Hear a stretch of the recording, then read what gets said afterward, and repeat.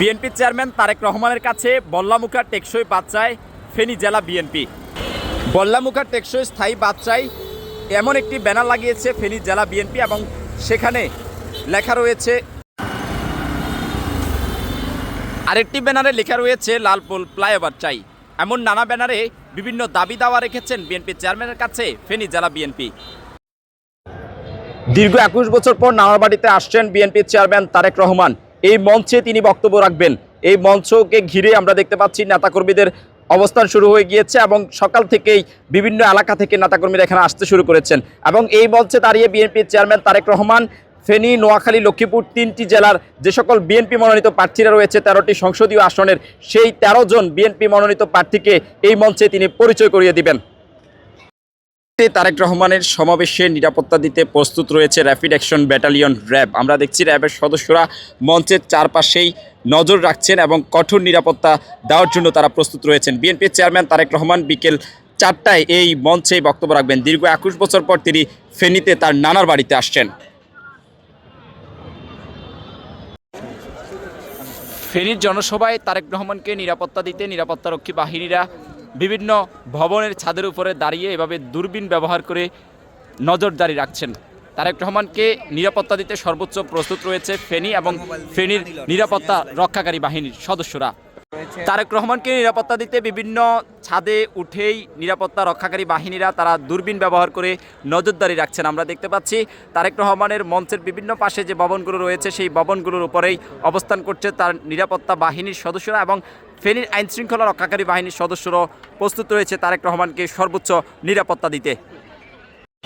আমরা চাই আগামী দিনের বাংলাদেশ হোক সুন্দর বাংলাদেশ, সেই পথেই হচ্ছে বাংলাদেশ। আজকের পাইলটপুর মাঠ থেকে এবং সেটা ভুরি কর্মকাণ্ডে পরিচিত মুসলমান প্রোগ্রামে দেওয়া হবে। এটা আমাদের বিচার ঘোষণা করে আমরা কে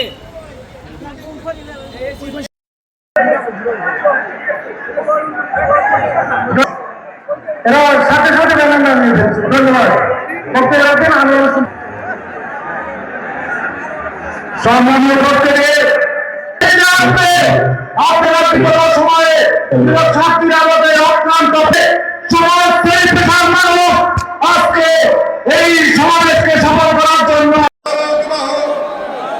আগামী বাংলাদেশের কাণ্ডে দেশ নায়ক তারেক রহমান মঞ্চ ভূমিষ্ঠ জাতীয় নেতৃবৃন্দ,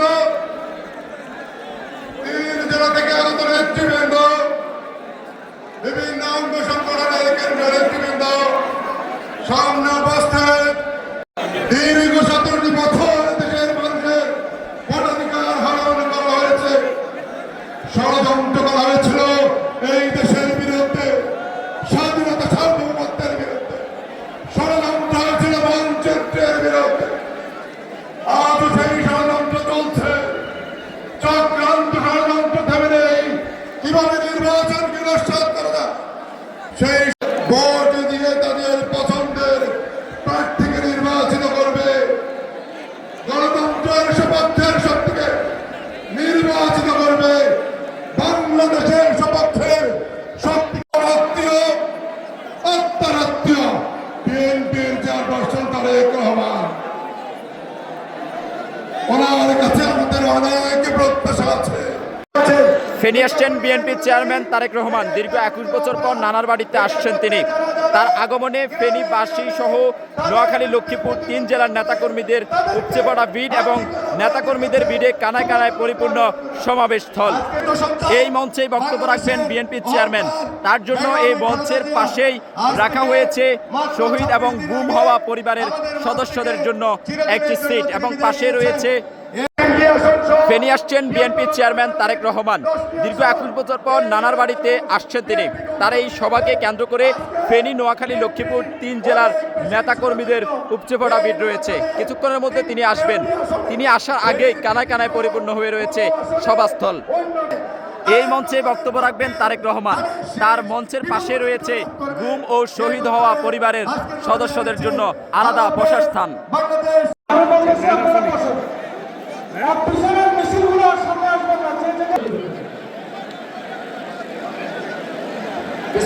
নির্বাচনী সভার প্রধান অতিথি হিসেবে উপস্থিত থাকবেন বাংলাদেশ জাতীয় বিএনপি নবনির্বাচিত সম্পাদক সহ সম্পাদক যুগ্ম সম্পাদক মিরাজুল ইসলাম ভূঁইয়া উপস্থিত জাতীয়তাবাদী যুবদল কেন্দ্রীয় নির্বাহী কমিটির বিপ্লবী সদস্য ছাত্রনেতা জনাব হাবিবুর রহমান হাবিব উপস্থিত জাতীয়তাবাদী যুবদল কেন্দ্রীয় নির্বাহী সহ ঢাকা মহানগর যুবদলের বিপ্লবী যুগ্ম আহ্বায়ক সহ উপস্থিত হয়েছে মাঠে যারা জাতীয়তাবাদী দলের নেতৃত্ব আছেন তাদের প্রতি উদাত্ত হনের নেতা 18 কোটি মানুষের উন্নয়নের মনে এদেশের জনগণের উন্নয়নের মনে আগামী দিনে যদি বাংলাদেশকে বাংলাদেশ পাওয়া যায় না।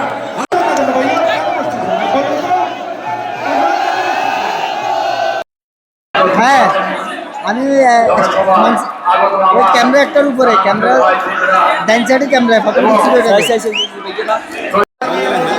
দাঁড়িয়ে আমাদের অন্যান্য নেতৃত্ব রয়েছে সকলকে ধন্যবাদ। আসসালামু আলাইকুম। এই পর্যায়ে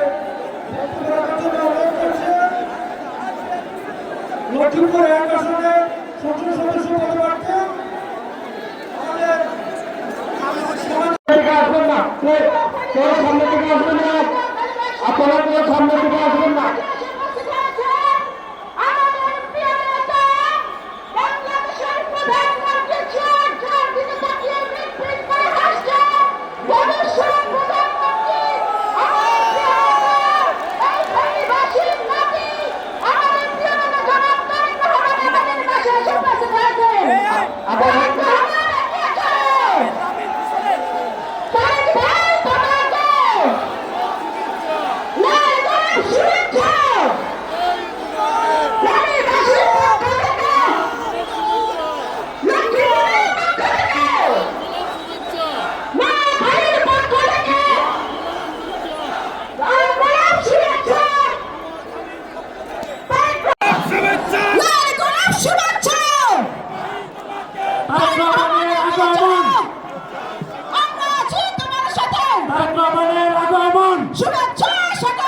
শুভেচ্ছার স্বাগতম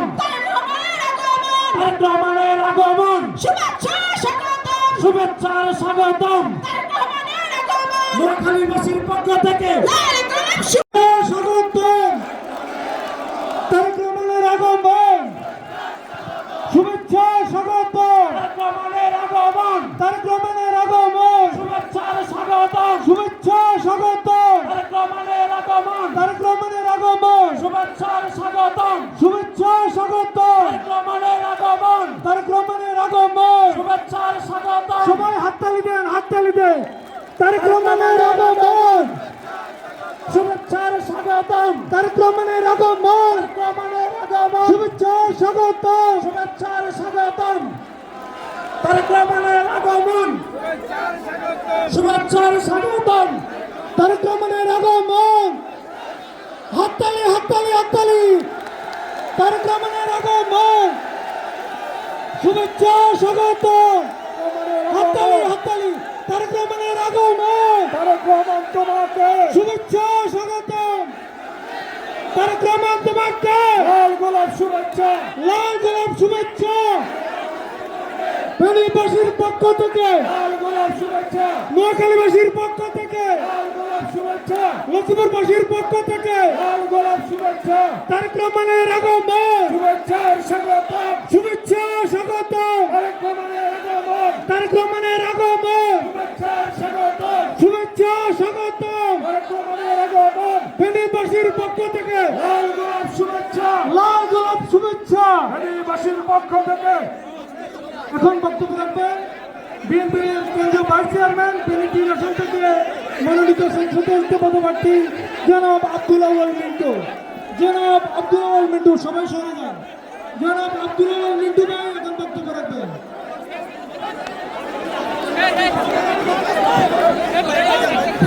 লাল বাস দিয়ে দাও, লাল বাস দিয়ে দাও, বাস দিয়ে দাও।